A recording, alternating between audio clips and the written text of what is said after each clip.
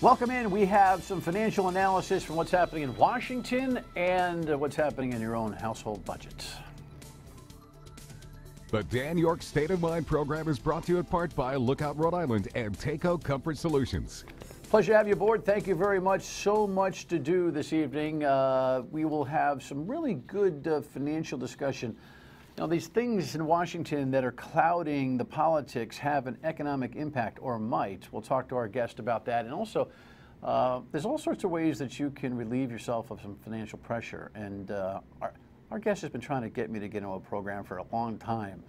We'll laugh about that. You're going to be Jordan Goodman coming up here in a couple of minutes. In the meantime, let me get to the rundown over on this side here and just talk about this real quick. The special counsel has now been chosen, and Mr. Mueller is, well, he is widely respected, right? There's no doubt about that. The headline there was kind of like probably a body blow to President Trump, but a relief to Republicans and Democrats alike. Other headlines indicate other takes on this. The Washington Post just keeps getting after it, suggesting that, you know, the wall around Donald Trump is getting fragile and it's tough to work for him because he's lashing out. And then you've got other headlines like this indicating that, well, again, the cracks in the wall are tough. Here's the latest, including Donald Trump not being able to hold his water this morning. President Trump took to Twitter this morning to slam the Justice Department's decision to appoint Robert Mueller as special counsel to investigate Trump campaign ties with Russia. He tweeted, "This is the single greatest witch hunt of a politician in American history." I'm sure he's going to try to say it's a partisan effort. I don't think Mueller is going to be viewed as a partisan guy. Deputy Attorney General Rod Rosenstein tapped the former FBI chief, saying, "I determined that a special counsel is necessary in order for the American people to have full confidence in the outcome. I now have significantly greater confidence that the investigation will follow the facts, wherever they lead." Rosenstein is on Capitol Hill this afternoon to answer some tough questions from senators about the events that led up to FBI Director James Comey's termination and his decision to appoint a special counsel. Congress will continue to carry out their own investigation. The congressional investigation that Chairman Burr and I are leading, we're going to redouble our efforts because we still have to get our job done as well. They've requested Comey hand over the memo he wrote, which claims President Trump asked him to back off the investigation into National Security Advisor Michael Flynn. And they're asking Comey to come back to Capitol Hill to testify. That's going to be something. And Rosenstein, you might have seen news coverage already because we record our program earlier in the afternoon, and sometimes things are moving so fast we got to catch up to it later. But Rosenstein's effort here to choose the former FBI director at all, I think, is one of those things that says, hey, look, I had to write that memo for Donald Trump. It was the cause, if you will, for the termination of Comey, and I don't want that to be my legacy, and I don't want to be wrapped up in that whole thing. Whether he says that on the record or not is anybody's guess, but after Comey visits Washington next week, this whole thing is going to change. Listen, if Donald Trump's upset about this, I can understand. The truth of the matter is that this might extend this conversation for a lengthy period of time because special counsels work at their own pace. And if there's this fever urgency for the impeachment conversation, people might have to just take a deep breath. So there's a lot to this. We'll play it by ear and day by day. In the meantime, the national news picture has certainly been changed by the growth of Fox News, no doubt, and its creator, Roger Ailes, has passed away today at the age of 77. Here's a look back. Fox News is paying tribute today to a legend of broadcast news. Roger Ailes was the force behind the Fox News channel as it became America's most powerful conservative network. His 20-year reign crashed to an end last year when he was dismissed in a swirl of accusations of sexual improprieties. But while he may have left under a cloud, he still has many loyal supporters. The Fox anchors went on the air this morning shell-shocked to report Ailes' death, some of them in tears. One by one, they paid tribute to Ailes and his impact on their lives. I will love you forever. You gave me an opportunity, and I will forever, ever, ever be grateful. Ailes' wife Elizabeth released a statement saying, "I am profoundly sad and heartbroken to report that my husband, Roger Ailes, passed away this morning, surrounded by his beautiful family. Roger was my best friend, the most wonderful, loving husband and father to our son Zachary. He was a loyal friend to so many." Ailes was born in Ohio and hit the political stage as a strategist for President Richard Nixon.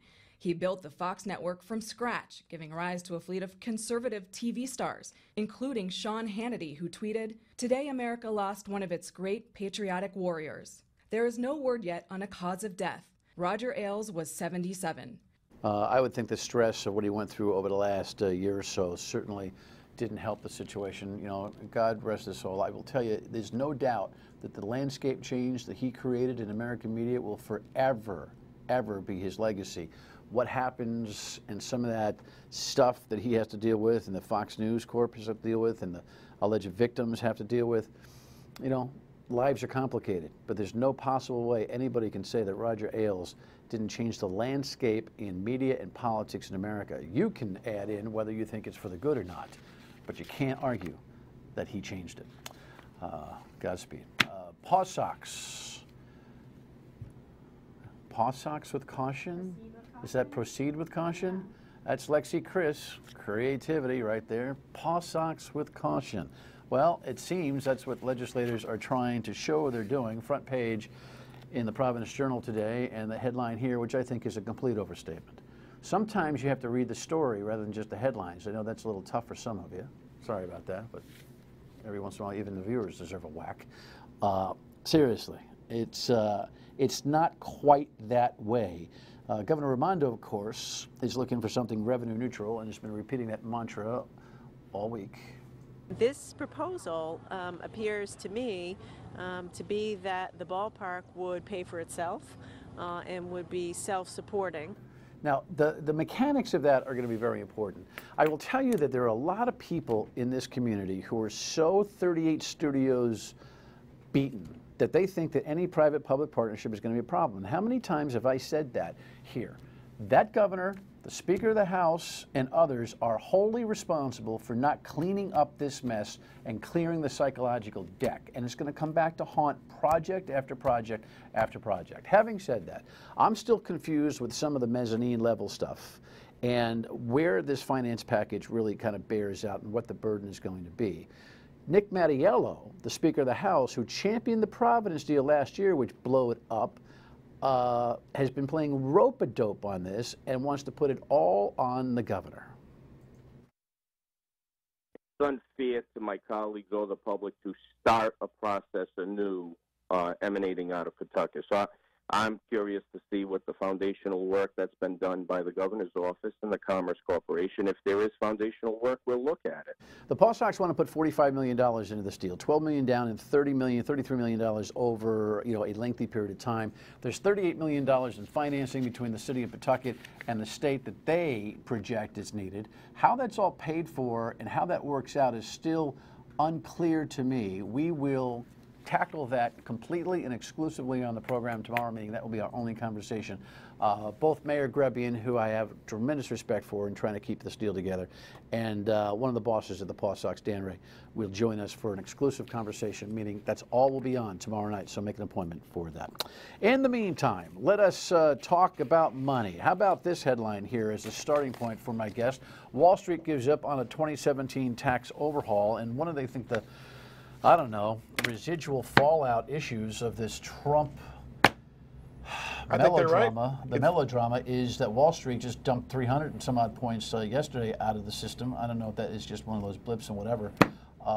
But Jordan, welcome. Nice to be with you, Dan. Yeah, I mean, the expectations have been very, very high. That's one of the reasons the stock market's gone to one record after another. Tax cuts, infrastructure, repatriation of foreign products, deregulation. The whole Trump plan was like, great for the stock market. And now if that's not going to happen, I think there's a potential underside to all this, and people could really be disappointed. So that's what's happened this week. The fundamentals have been great. Earnings have been very good.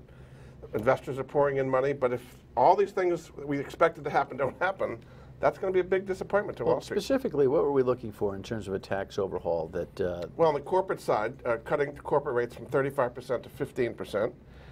Immediate expensing of all R&D expenses, which would really be helpful to a lot of companies. Also, small businesses would get a lot of benefits too, the so-called pass-through. So people would be able to get a 15% tax rate if you create a subchapter S. That would be very, very positive for small businesses which is where all the jobs are created anyway. So these would be very positive. We've had a lot of analysis about this. One of the challenges of the sub-S thing is that one of the critics, one of the critiques on this is that you got to be really careful for professionals who are now running their income through a sub-S. Correct. There's the potential abuses of that could be huge. Without a doubt. I mean, I got one, and as soon as that news came down, I thought, okay. But if it's legitimate, how do it's I take fine. all this payroll that I make? And, exactly. But you don't want a lot of individuals to all of a sudden become sub-S. Yes. You lose a huge amount of tax. All of a sudden, I'm a contractor. Thank you very much. That's right. But the turbulence in the market is understandable. But even if, and again, it's an if that's not in capital letters yet, that Donald Trump meets his election demise, the guy behind him is just have to do the same kind of stuff. Hence, we do the same thing. The thing is, you have to build these things in some kind of a bipartisan way. The last big tax reform we had, 1986, under Reagan, remember he worked with Tip O'Neill and Dan Rostenkowski and Bill Bradley, and there was a real Democratic cooperation with that. Right now, there is zero bipartisanship at all. So to get a major tax bill through, and it took Reagan a year and a half to do it, people are pretty much giving up on it, at least for this year. And then when you get in an election year, it's even harder to do things like that. So that's why I think Wall Street's saying maybe this isn't going to happen. Trump has done deregulation. That he can do with his pen. And he's done a lot of that, and the kind of people he's appointed to the agencies. So that's been positive for a lot of companies that can now do things instead of having the regulations. I want to come back. We'll take a couple different issues and talk about the implications, and then we'll talk about your money a little bit and how you can mitigate some of your debt. Stay with us.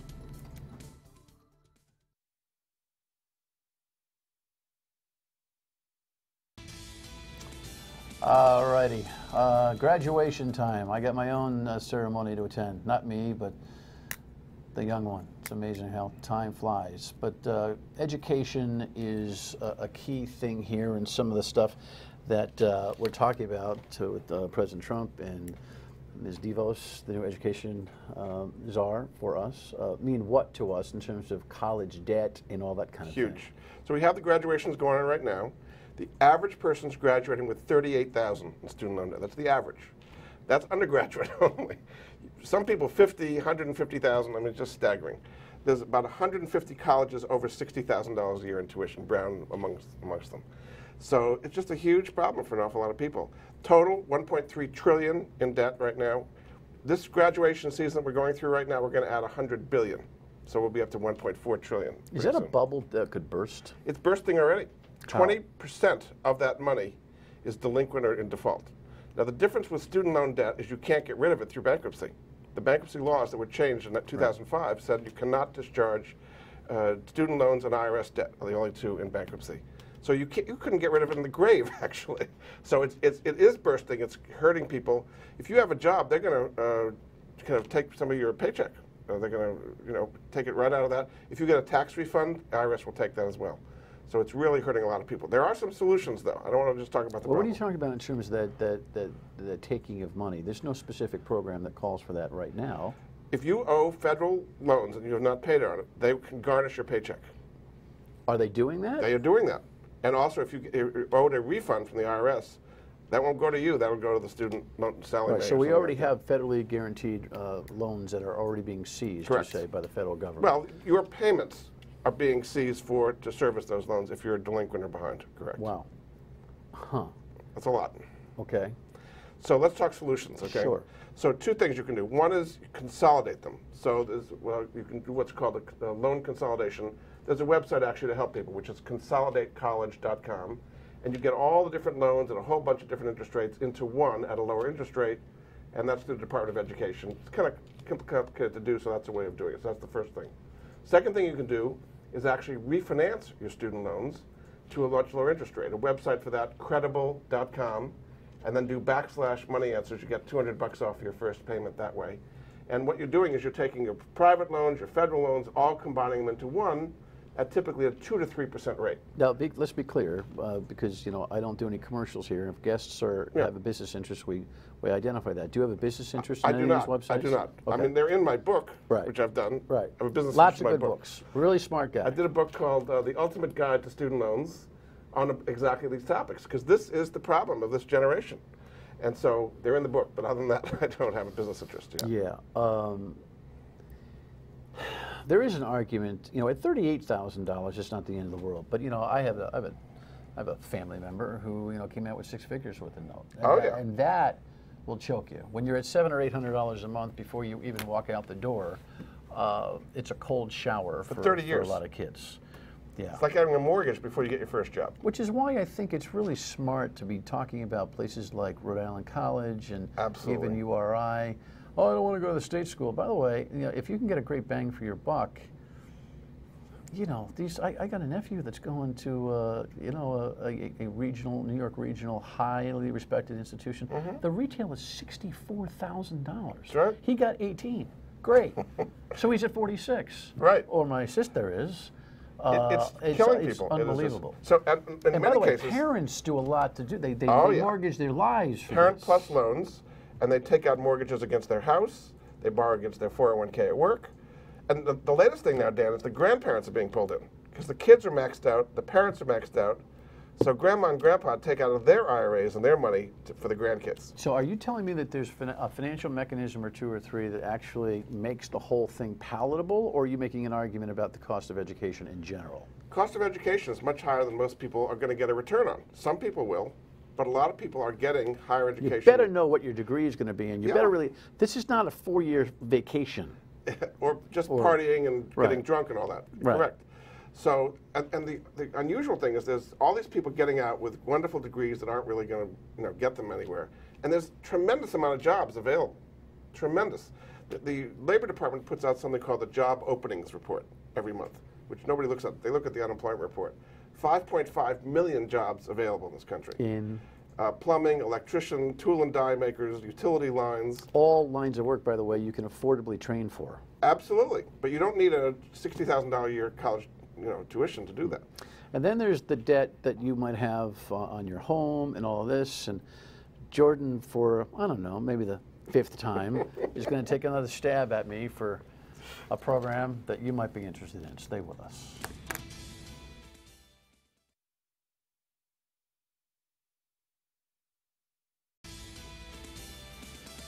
All right, there's a house on the prairie, and there's another one. That's expensive, and it is for sale, new construction. All right, you got like 5 minutes. Okay. People are burdened with mortgages. Huge. It's a fact of life. Right.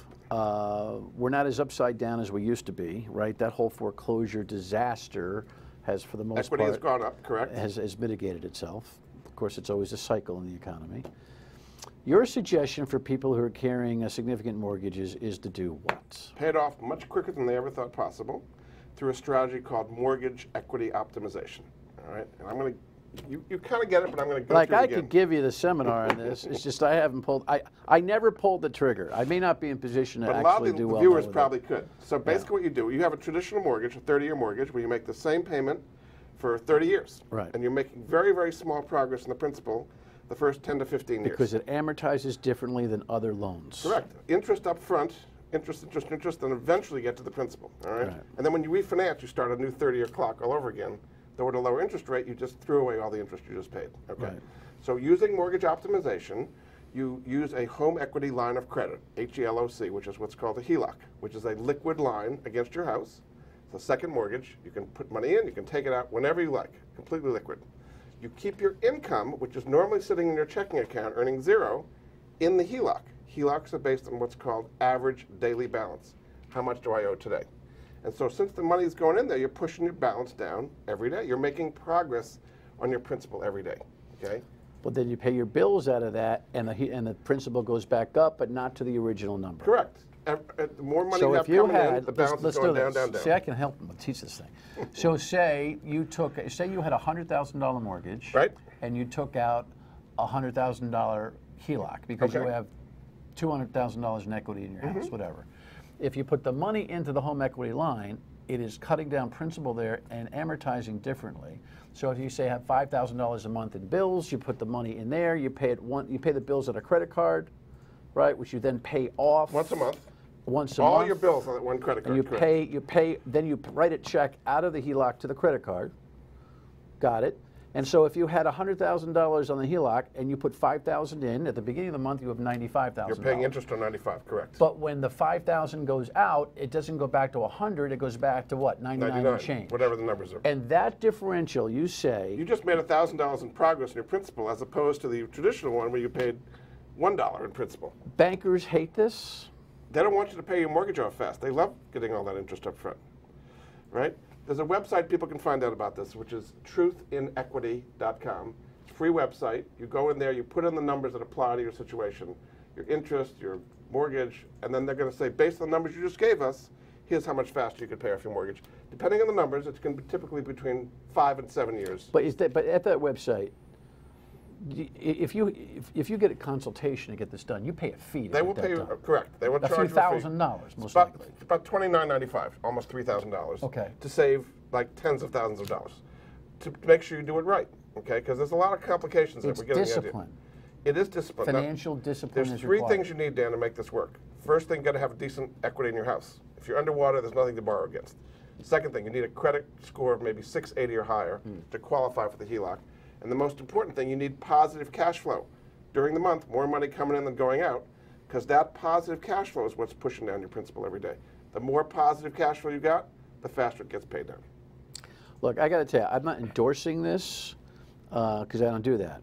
But I have to tell you, how many shows have we done? I mean, 4 or 5. Back when he first told me about this, I said to a banker I know, you know, what do you think? He's like, yeah, that's ridiculous.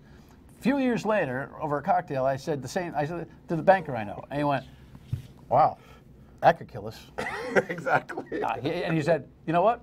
I might do that." And I thought, "Wait a second. If you had said that 4 years ago, I wouldn't have a mortgage anymore." You know. Exactly. So I don't know. I don't know. Bankers what to say are very about nice, this. but they may not be your friend when it comes to paying off your mortgage. Okay. This is very common in Australia, Hong Kong, Canada, other places.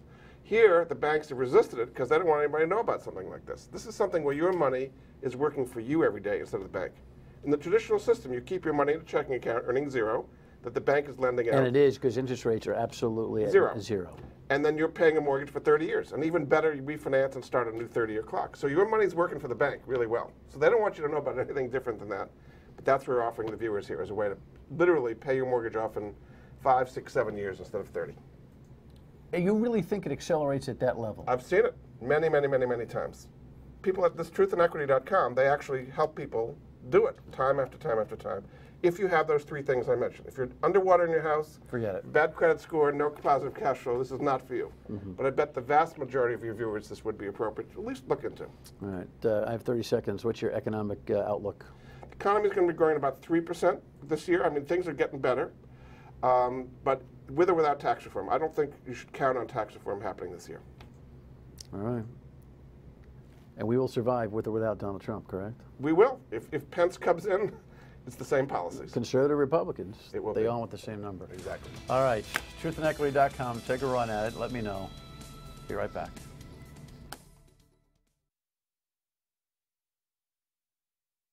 Okay, Paw Sox, an analysis on what's going on there. We will have the Vice President and General Manager of the Paw Sox and the Mayor of Pawtucket both here to have a conversation just on that.